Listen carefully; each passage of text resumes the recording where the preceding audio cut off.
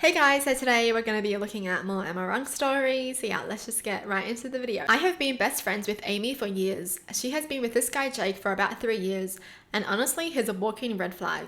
He's super controlling, jealous, and always checking her location. Once he caught her 9 times while we were just shopping at Target. Amy keeps defending him, saying he's just protective because he cares so much. Whatever. At her bachelorette party, it was supposed to be a fun girls' night, but Jake kept blowing up her phone. Texts, FaceTimes, asking where she was, accusing her of acting single. She kept leaving to call him back, crying and apologizing, while the rest of us sat there awkwardly. After about the 4th time she left the table, I just lost it. When she came back, I said loud enough for the whole table to hear, "You are not marrying a husband. You are signing up for a lifetime of being babysat by a jealous man-child." Amy started crying and ran out of the bar. Half the girls followed her.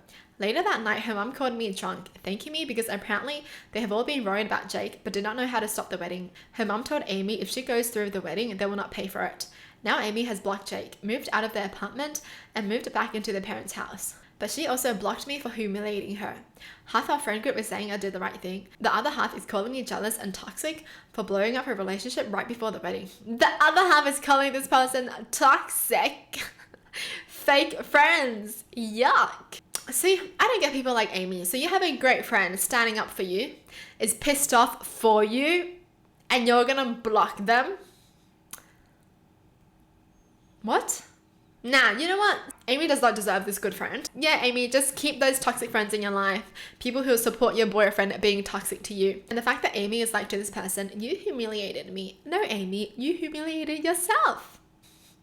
By staying with someone that toxic and you were about to even marry them, that's humiliating. I'm pretty sure half her friend group felt sorry for her too.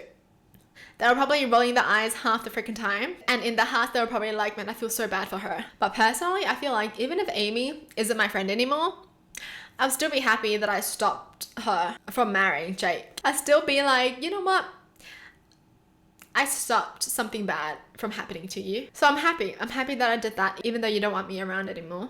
Well, hopefully Amy comes around and realizes that the best friend is actually a great person. My long-term girlfriend has my apartment keys, as I have hers. Only unspoken until now, but always respected rule was, if you need to go to the other place, just send a text, "Hey, going to your place." Doesn't matter if the other is at home or even responds, just simply to tell the other you will be at the place. I was supposed to be away 700 kilometers from home for 2 weeks for work-related stuff. But 4 days in and our instructor got into an accident. Work tried to find another one, but no such luck on a very short notice. They decided at like 10 p.m. to get us the first flight home, the next day at like 6 a.m., pay us the overtime, and the next day at home, then resume a normal work schedule. So I get home the next day at like 9 a.m., send a text to my girlfriend to tell her I'm back. Getting to my door, I'm very confused hearing children screaming inside, since none of the people who have my keys have low kids like that. I thought I got squatters or something. Opening the door and I see my girlfriend's sister's kid running around after a shower, putting water everywhere. Plates of half unfinished ravioli on my living room ground. Their suitcases opened in the entrance. I get inside and see the husband on my couch trying to hook up my PS2 that he must have digged out in my storage room. Getting into a verbal argument with him, trying to understand why the F they are here. Said my girlfriend told them they can have my flat for 2 weeks while I was gone. They wanted to visit the city for a bit, go to the beach. My girlfriend sent me a text while I was arguing, telling me, "Oh, okay, by the way, my sister's family's at your flat." I admit I blew up on him and the sister who left my bedroom in the meantime. Told them to leave immediately. They argued quite a bit. My girlfriend called her sister. Then sister put up the speaker so we could all hear her, and she said I was embarrassing her, that she told him she could use my place for a while. I threatened to call the police, also asked my brothers to come. They left while cursing me to their children, telling me that holidays are over because the mean little sister's boyfriend cast us out. I have now all my girlfriend's family on my back, and even some of my own family saying I could have stayed with my girlfriends so the kids could have some vacations. Also, they have read my doctor prescription papers. I put them in a specific order and it was not the same. And obviously it took some of my prescribed meds. What? Am I wrong for making them leave? We pretty much stopped talking about anything else with my girlfriend. I feel like I'm being gaslighted. I would never invite people to her apartment like that, especially without telling her. It seems so disrespectful. Am I going insane? He has the right to be mad. What? Okay, I'll be so livid. Without even telling him, without even asking him first. Wait, I don't get it. Why isn't the girlfriend telling her family to go to her place instead? She has her own place. Huh? Why would she like lend out her boyfriend's flat to her family when her family could enjoy the time at her own place? Do you know what I mean? And she could probably just go to her boyfriend's flat if she wanted alone time and let her family stay at her own house because that's her own family.